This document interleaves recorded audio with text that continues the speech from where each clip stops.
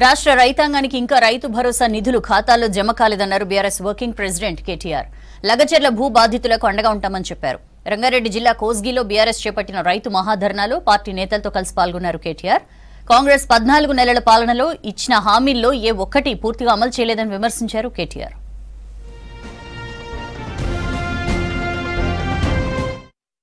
పరిపాలన చూస్తా ఉంటే ఒక్క పని రైతుల కోసం చేసింది లేదు, ఒక్క పని మహిళల కోసం చేసింది లేదు, ఒక్క పని పెద్ద మనుషుల కోసం చేసింది లేదు, ఒక్క పని ఇక్కడ ఉండే యువత కోసం చేసింది లేదు.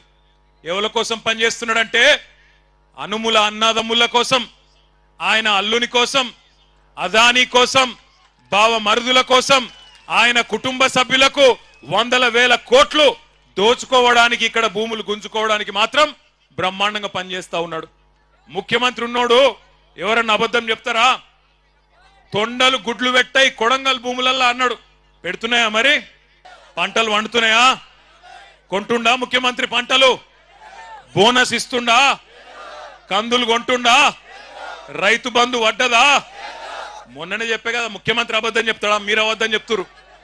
ముఖ్యమంత్రి కోసిగి వచ్చిండు, కోసిగొచ్చి ఏం చెప్పిండు? టకీ టకీ అట. మేము నిజమే అనుకుంటుమి. కోసిగిలా చెప్పిండు కదా, ఓట్లేసి గెలిపించిన వాళ్ళకి చెప్పిండు కదా, అబద్ధం చెప్తాడా అనుకున్నా నేను. టకీ టకీ మన పడతాయి అన్నాడు. టకీ లేదు, టుకీ లేదు, ఇప్పటిదాకా ఏది దిక్కులేదు.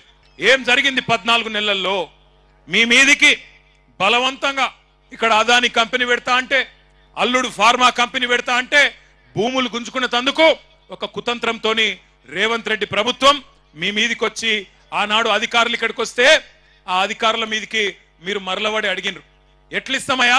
65-70 లక్షల ఎకరం ఉండే భూమి నువ్వు 10 లక్షలు ఇస్తామంటే ఎట్లిస్తాం? ఇయ్యం, మేము మా ప్రాణం పైన ఇయ్యం, ఏం చేసుకుంటావో చేసుకోపో అన్నారు. అంటే ఆ రోజు ఏమైంది?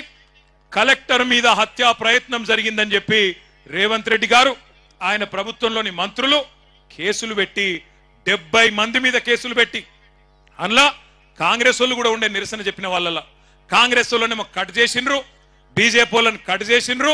ఒక్క టీఆర్ఎస్ వాళ్ళని మాత్రం 40 మందిని సురేష్తో సహా తీసుకొని పోయి